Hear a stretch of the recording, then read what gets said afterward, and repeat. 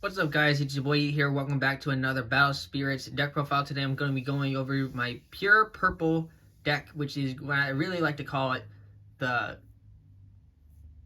7 round table, because it's really dark nights, so there's a lot of things. But the key spirit of this deck is the X-Rare card Infernal King Curse Dragon, which is a level 8 cost with 3 reduction undead. Level 1 and 2, when summoned, remove 1 core from all spirits and place all other spirits, not itself, and place them into their owner's reserves. Then place a core from the void onto this spirit for each spirit destroyed by this effect. Very, very good for moving, especially your opponent has only a lot of weak monsters on the field. Weak spirits, excuse me. And this X-Rare is amazingly artwork wise. It's probably one of the most expensive purple cards out there right now. And at level 2, when a spirit attacks, select your opponent's spirits, remove all but 1 core from it and place it into their reserve. Not as much impactful, but you can combo this off with like some other core removal that this deck has, and yeah, get rid of it. So yeah, this key spirit is absolutely amazing, and this whole deck is based around it. Yeah, alright.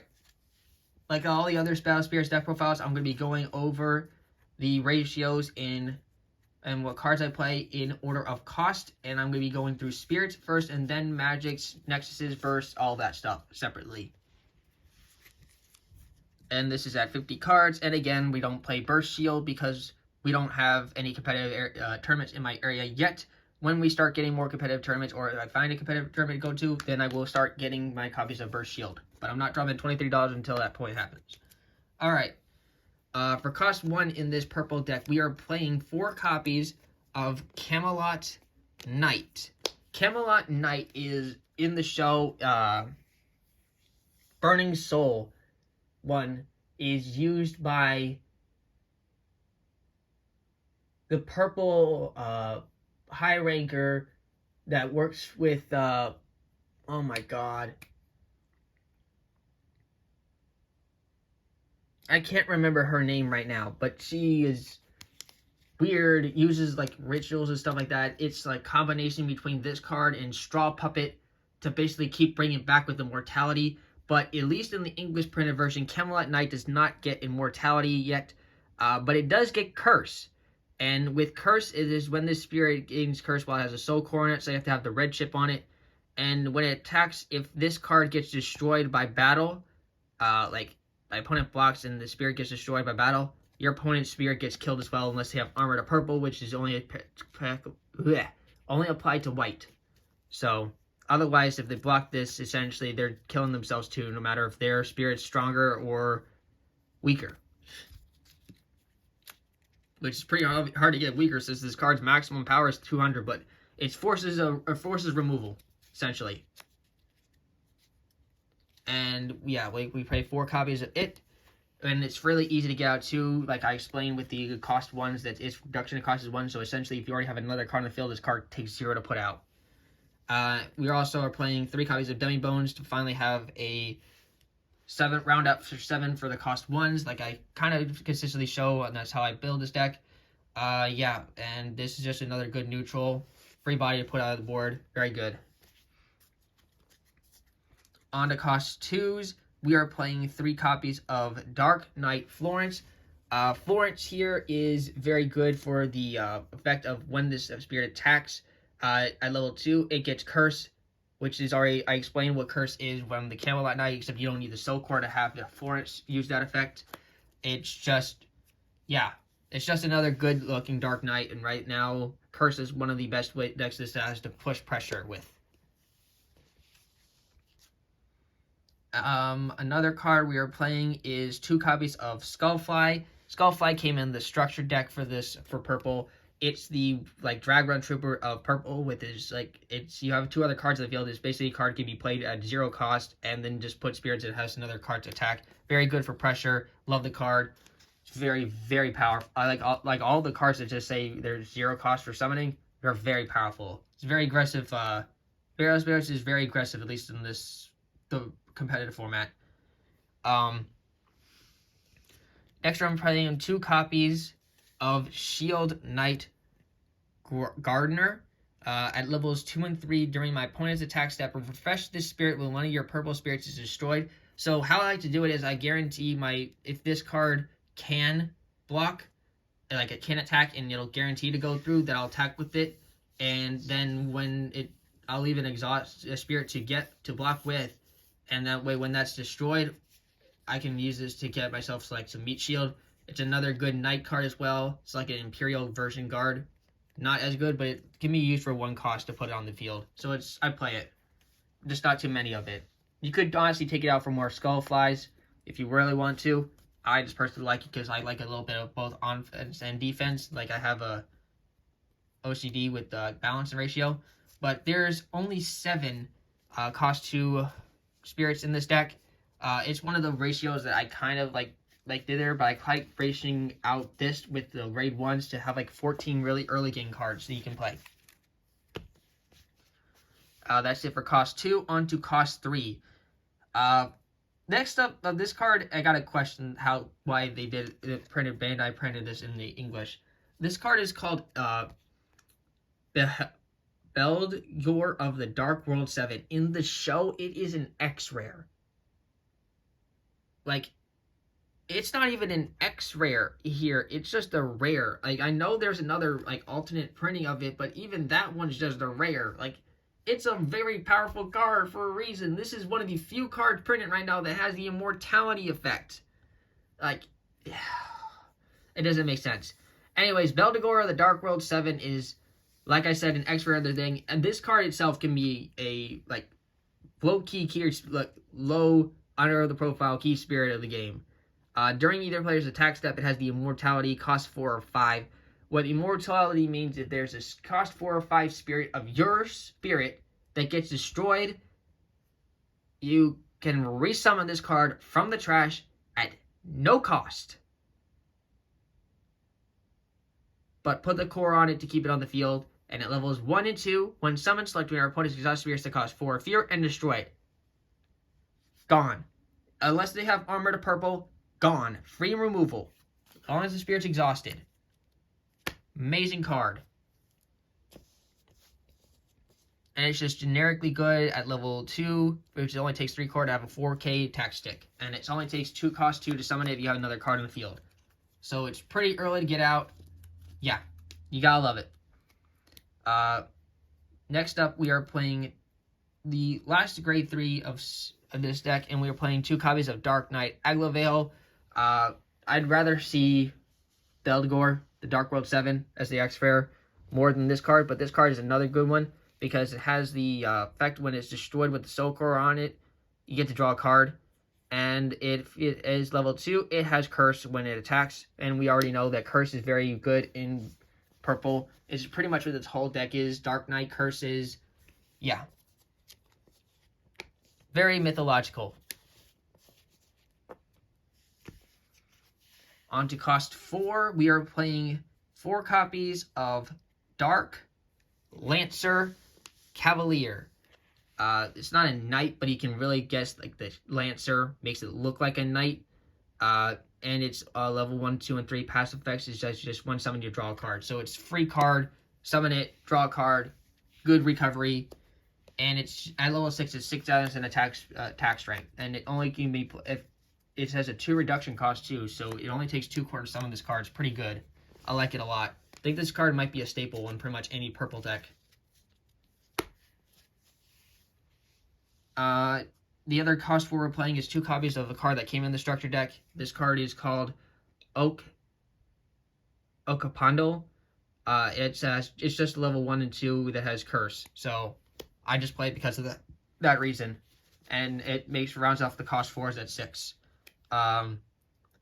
For cost 5s, we are playing 1 card that is cost 5, and it is at 4, and it's probably this card should honestly be an X rare. It's for how good it is. We have 4 copies of Dark Knight Mordred. Mordred is insane, I gotta admit. It's a cost 5 with 2 reduction that has a passive effect on level 1, 2, and 3 when summoned. Select one of your opponent's exhausted spirits, remove 2 cores from it and place it into their reserve. For those who don't know, and you're like new to battle spirits, if a card has no core on it, it's destroyed. You need core on the card to keep it alive, unless it's a Nexus.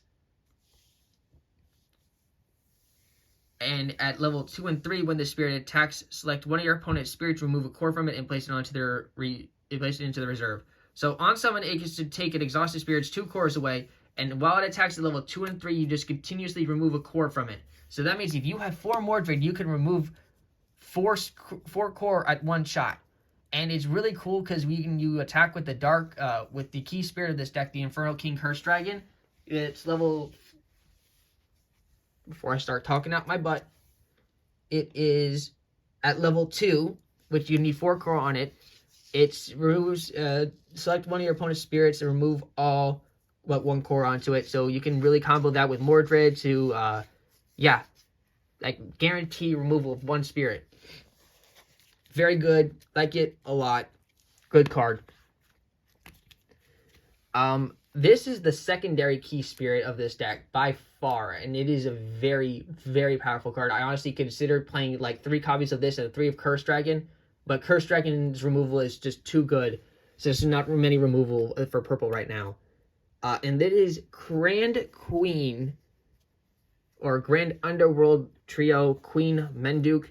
I don't get the trio part because there's only 1 head in this entire thing, but it's a very good card for an X-Rare. It is level 8 with 4 reduction, and it's at level 1, 2, and 3. It says, when one of your spirits with curse or blood curse reduces your opponent's life, place the lost life cores into the void, which is outside of the game, instead of to your reserve. So you basically lose it permanently. And it's level 2 and 3 effects are the whole reason why this card is so broken inside this curse deck specifically.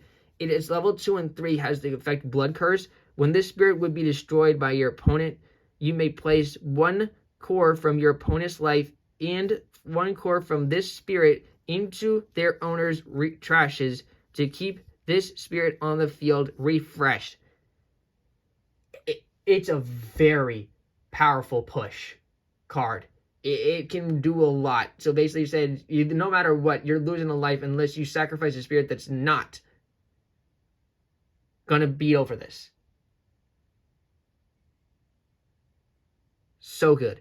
And at level 3, all your spirits with curse gain Blood Curse. So all the spirits that I mentioned that we have curse in this deck that we went through, we have the Okapondal, there's the Dark Knight Aglavale. Even if you're not at that level, by the way, it does have curse. There's Florence and Camelot Knight. They all gain Blood Curse, so that plus Marduk on their own can be very heavy pushes. And of course, the main boss, I already explained his effect, but we are playing 4 copies of our key spirit, Infernal King Curse Dragon, to round off for the spirits we play in this purple deck. Onto the magics and verse and nexuses. Onto the magics. We are playing 4 copies of the 3-cost magic card called Core Drain in this deck. Core Drain is like another way of removing core from your opponent, like through the effects and stuff like that, to combo off of like things like Mordred. It just says select one of your opponent's exhausted spirits, remove a 3 core from it, and place it in the reserve. And a flash effect to give a spirit 2000 BP is never bad, because it can change the battle tides in like some attacks. And the last cost 3 magic we are playing is 2 copies of Deadly Balance.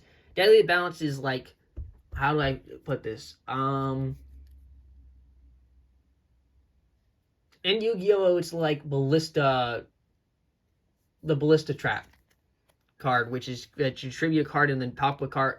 Your opponent destroys a card, destroy one of their monsters. But basically, let's just do it during the main flash. Your opponent selects one of their spirits and then select one of your spirits and destroy both spirits. So both of its choice, but it can really be impactful, like depending on how much what your opponent blocks with during the flash. So basically, you force both players to get rid of a monster. So that's a nice way of like double removal. Since you can put cards out, like how I put this with Belgor. If you use Deadly Balance and pop one of your 4 or 5 spirits, and you have Belgor in your trash, You can revive Belgor to get an extra attack, and it can seal out a lot of things. That's it for the regular magics. We'll talk about the bursts next. We are playing 2 copies of the 4-cost burst, Bloody Rain. Its burst effect is when you lose a life, you can select. Your opponent cannot attack with a spirit during this turn unless they remove a core from it. So if you put all your opponent's spirits down to 1 core, they can't attack, because then if they attack, their core will get removed from it and their spirit gets destroyed. So it's a very good wall card, and its flash effect to give another 2 thing can be used even without the burst effect. It's very good. It just can be impactful like Core Drain can be. And then the other burst card we're playing is 4 copies of Poison Shot. This is the other draw power of this purple deck specifically, aside from forts.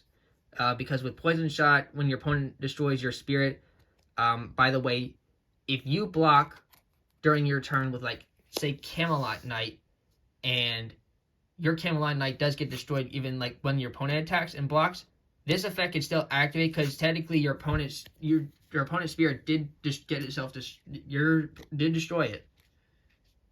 And it's the main or flash effect you can use is like when spirit, remove a core from it and place it into your owner's reserve. So it can combo off with like things like Mordred to like remove control the board and remove spirits from it. It's all for the bursts. And the only next we're playing this deck is 2 copies of the Netherworld Depths. It is a interesting Nexus. At level 1 and 2, it draw a card when one of your opponent's spirits is exhausted. So technically, how you can think of this is the more that your opponent attacks, the more your hand gets filled. It's can be like crucial because like, okay, sick. You're never gonna really deck out in this, but you can gain a lot of pressure by it. So it kind of like makes your opponent tricky for your opponent to like play under this. And then at level 2, during your attack step, select one of your spirits. When one of your spirits is blocked from you, pay 1 core from this Nexus to destroy your opponent's blocking spirit when the battle ends. Can come up sometimes, but really that first effect is the whole reason why this card's in here. I wish I had more copies of this card, but this card is just too good not to use. That's it for the Purple Curse deck. And Dark Knights of the Round Table. Yeah, thanks for tuning into this Battle Spirits deck profile. Let me guys know how you build yours. Tell me what you guys think about the deck. And yeah, this has been the Infernal King Curse Knights of the Round Table deck for Battle Spirits Saga. Peace.